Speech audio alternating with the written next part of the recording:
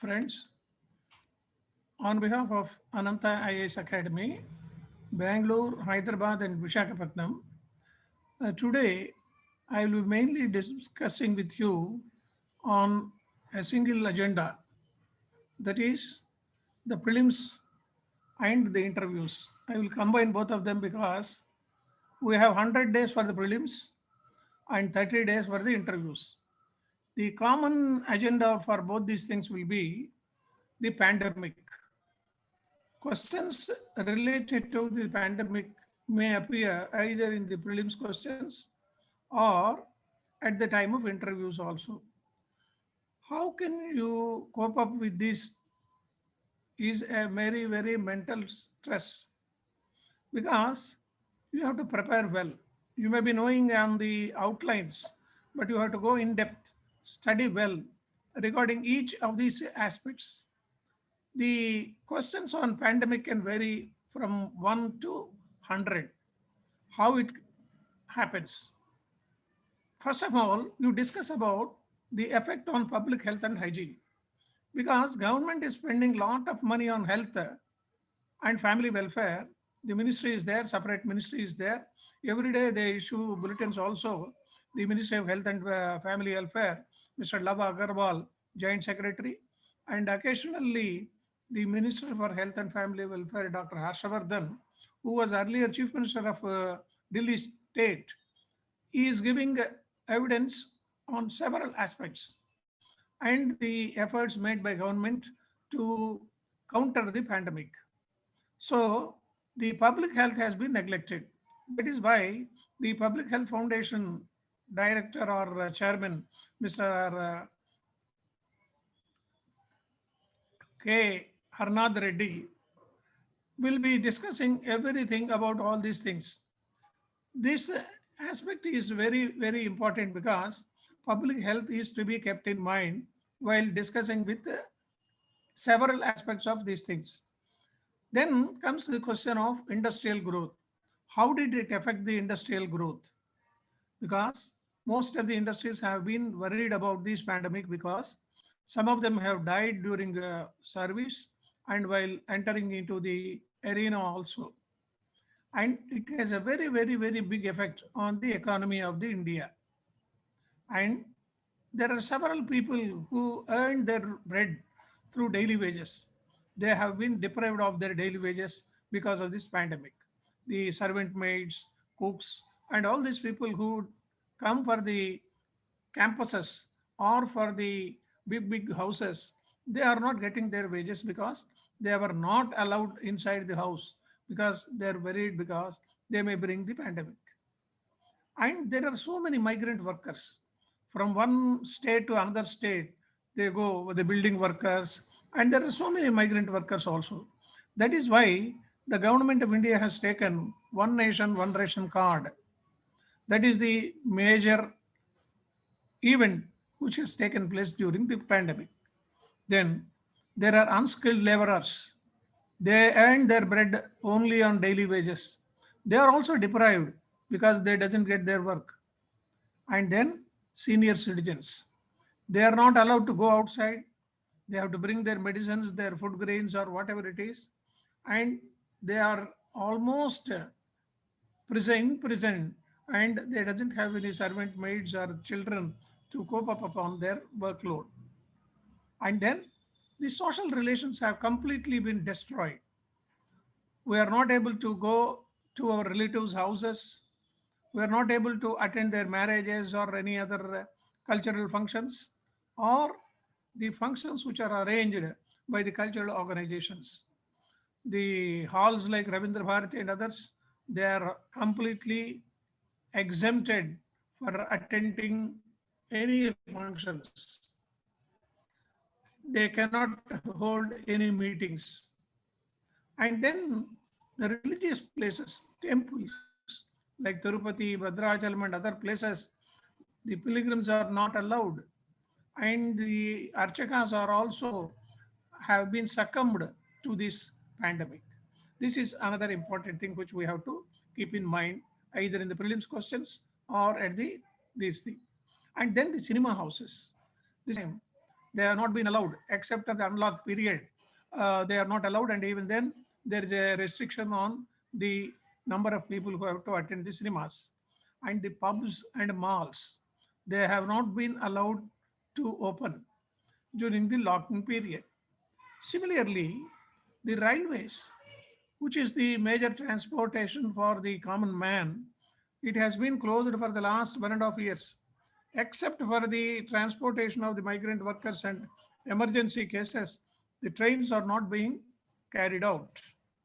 Similarly, the road transport corporations of different states, interstate buses have also been stopped, and they are not plying on the roads. And the common man has been on a tremendous stress because he will not be able to spend a lot of money on taxis to go for any emergency, and he is not allowed to go by public transport also because it's not there and whatnot. All these hurdles are there due to this pandemic. Then, coming to the international relations, India has a major thrust on the international relations, and we have supplied our Covaxin and Covishield to other countries also, and it has become a very big major event in the international relations. And government also is thinking on the lines of orientation toward the public health. And then the question of frontline warriors, the doctors, the ANMs, the nurses, and the people who are serving the public who have been hospitalized for months together. This is a big threat. And even on the 1st July, the Doctors' Day, Prime Minister has complimented the doctors for serving the public in a very big manner. He called them as the public frontline warriors. And another major event which happened during this pandemic for the last 1.5 years is orphanages. So many people have lost their parents, and the children have been made orphans, and the need for orphanages have also been erupted because the government also has taken a decision to provide orphanages for all these people, and adaptation policy also has been given. Then the questions on prelims is or can be any one of these aspects which we have discussed so far. The achievement of Indian pharma companies also is to be taken care of. Within 6 to 8 months, the Hyderabad Biotech, they have been able to come up with the Covaxin and the Covin, which has been developed by the Pune Institute, Serum Institute.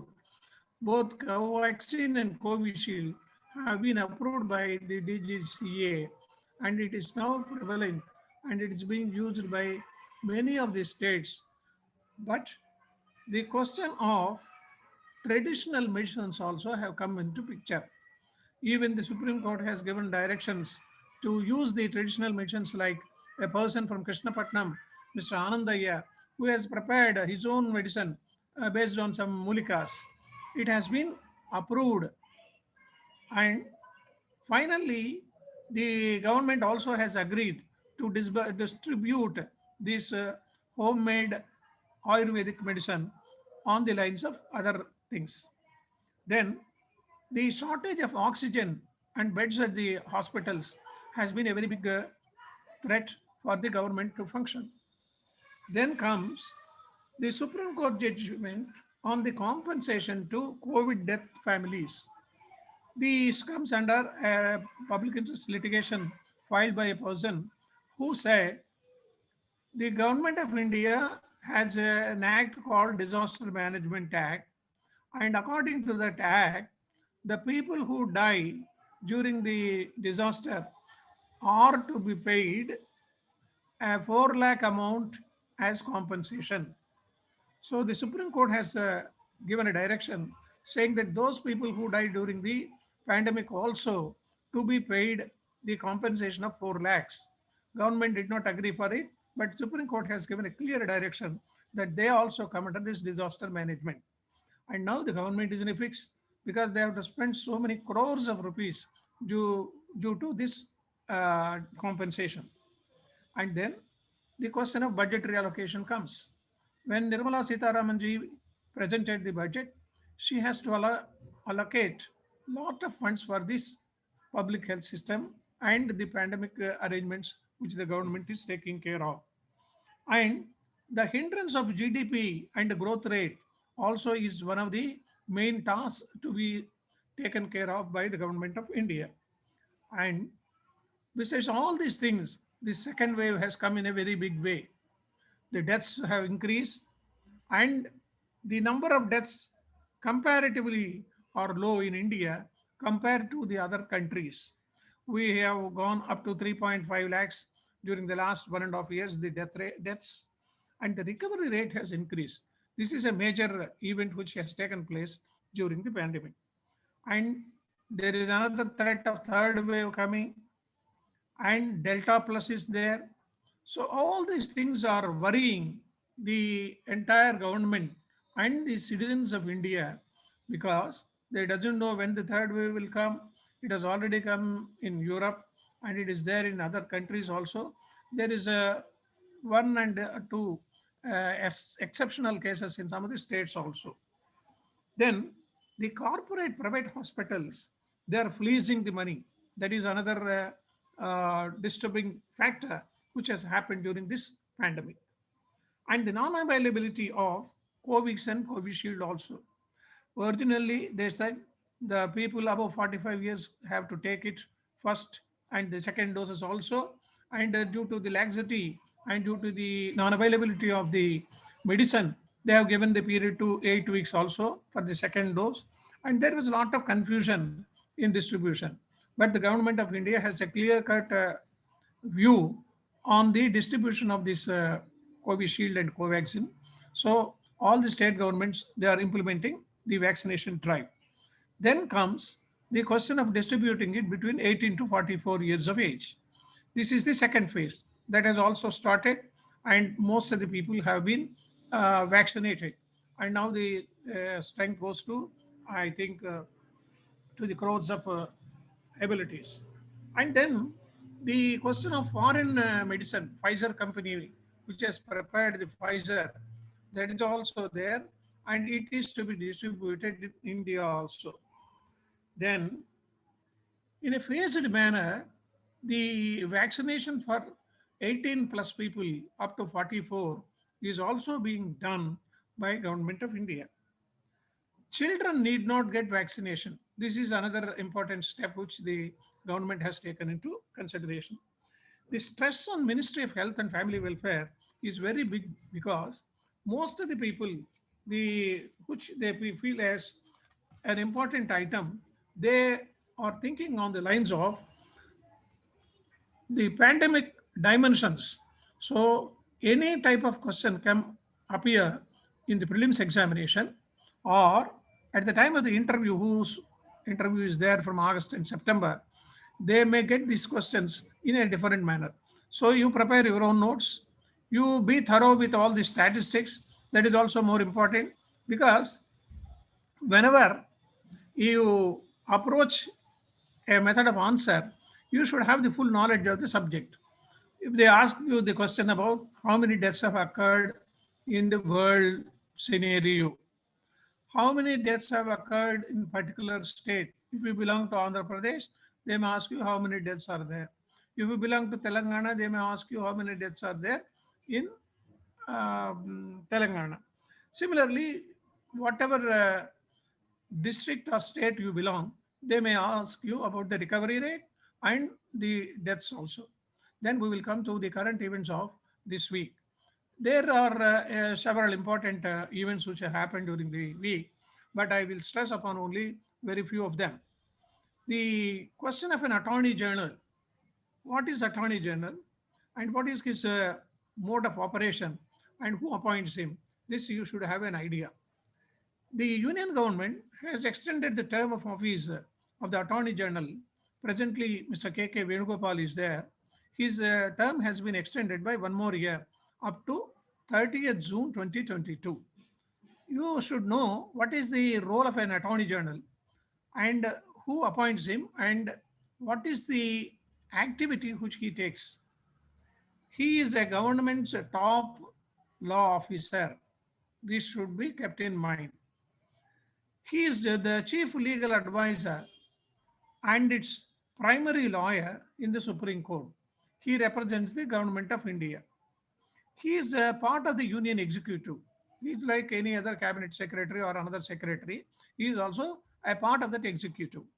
He is appointed by President of India under the Article 76(1) of Constitution and holds office during the pleasure of the President.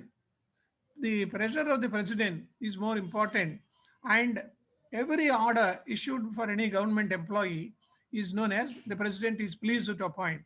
Even for dismissal also the word is used, the president is pleased to dismiss so and so. The attorney general must be a person qualified to be appointed as a judge of the Supreme Court, and he should be an Indian citizen. Foreigner cannot be appointed. The High Court he must have completed 5 years in the High Court as a judge or 10 years as an advocate. He may be an eminent jurist also. The President of India can consider him to be appointed. And what are the powers and functions? He gives advice to the government on all legal matters, refer to him. If somebody from some department, Ministry of Fertilizers or Ministry of Company Affairs, they refer to the Attorney General, he gives advice on a particular thing in writing. He has the right of audience in all the courts, as well as the right to participate in the parliament, though he doesn't have the power to vote, because only members of parliament are eligible to vote. He also represents government of India in any reference made by the president to the Supreme Court under the Article 143 of the Constitution. Under Article 143 of the Constitution, President can ask for some directions or for some information to the Supreme Court. Accountant General Attorney General can accept briefs but cannot appear against the government. He cannot defend an accused in criminal cases. He cannot plead on behalf of the accused person. He is assisted by Solicitor Generals and additional Solicitor Generals. This is the network of Attorney General. Then we will come to another important major event, the International Day Against Drug Abuse and Illicit Trafficking 2021. This is a major important thing which was observed in 2021. 26th June was chosen by the UN General Assembly as International Drug Abuse Day, and this happened in 1987, December 7th. The objective is to create awareness about issues related to drugs and seek international cooperation to combat its effects on health, society, and the governance. So it is more important. This year, the thesis, every year there will be a theme, and this year the theme is share facts on drugs, save lives. And the World Drug Report 2021 says around 275 million people used drugs globally in the last year, that is 2020. Over 36 million people suffered from the drug use disorders. The latest global estimates say about 5.5% of the population between 15 and 64 years have used drugs at least once in past year. So it is a very tangible number. The opioids continue to account for the largest burden of the disease linked to drug abuse. And there is an abhiyan called Nasha Mukt Bharat Abhiyan. This is a government of India scheme. The government has NARCO Coordination Center from 2016. Now, this is regarding the anti-drugs. The Ministry of Social Justice and Empowerment that issues guidelines for these things. It has begun in the implementation of National Action Plan for Drug Demand Reduction. This is known as National Action Plan for Drug Demand Reduction, and this is for the period of 2018 to 2015. So with these two things in mind, you please prepare your own notes and get well for the prelims examination.